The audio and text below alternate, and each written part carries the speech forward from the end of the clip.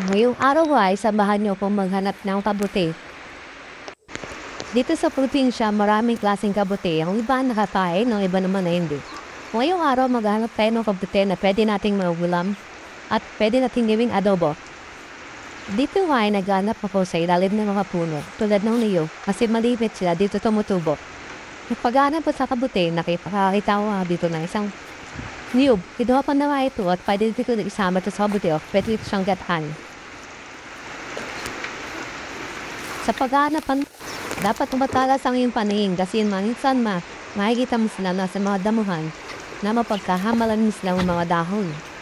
Dito sa aking pag-alad, nakakita ko ng mga 5 pirasong kabuti.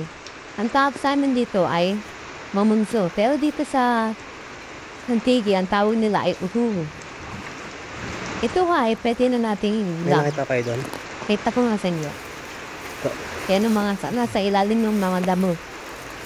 Ito muna ay aking didinisin bago ito kuhanin kasi para madali siya makuha. Mga 5 piraso nga ito. Ganyan nalinis ko na nga siya. Titingnan natin kung pwede pa siya. Kasi minsan may mga kabuti na bulok na at may mga ugod. Pero tingin ko okay pa naman ito.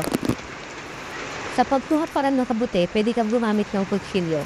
At dapat sa ilalim mo siya susundutin kasi para makasama mo yung tangkay.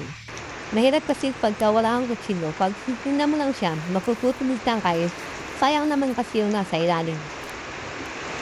Ayan nga, tingnan nyo, ano ko siya kuhanin.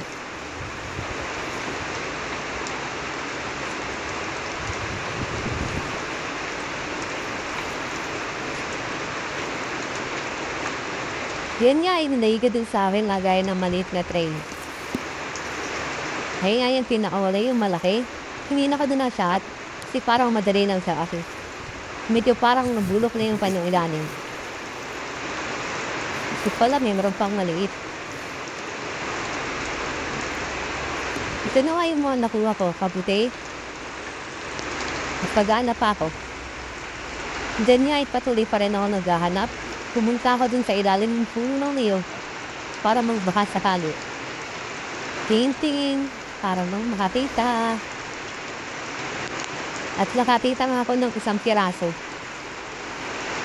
Mamunso din. Dito madalang yung tatawag naming mamarang. Puro mamunso lang. Mas sarap kasi yung kulay itim. Pero okay na din ito. Pang-ulam na din.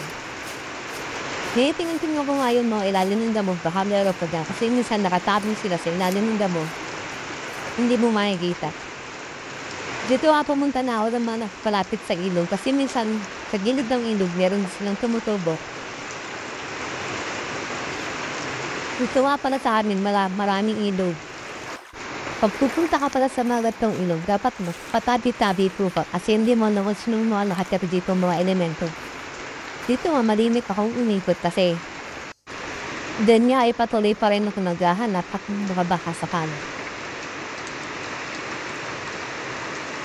Hanggang sa nakakita ko ng oyster, o ang tawag nila dito ay salaang. Na pwede kong isama dito sa mga napapapang unang kabuti. Hindi man ito kadamihan, pero pwede natin ito pandagdag para sa akin pag nito na adobong kabuti. Diyan nga napansin ko din na meron siya sa taas na parang na matanda ng oyster na matagal ng lips na uha. Nagiging kulay brown na sila at nagiging matigas. Kaya pakita ko sa inyo, yan sila Ngayon magiging itsura nila pag matanda na yung oyster at hindi mo agad nakuha. Sayang na, hindi mo mapakinabangan. Dahil nga ikinupanawad na oyster bago pa makuha ng may-ari. Yan pala yung nasa likod ng bahay ng Tito Pagod. Pero mabait naman yun. Kahit kuhanin mo, hindi magagalit.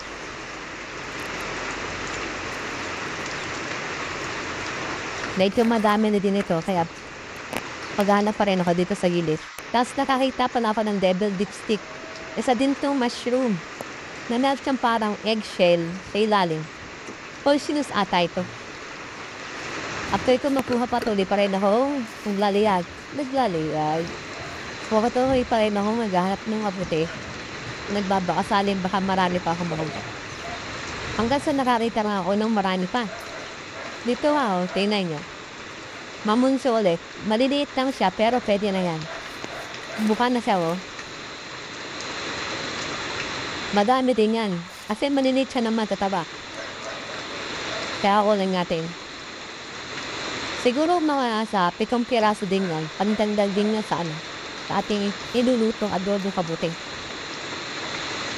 Sige, fast forward na natin para mabilis.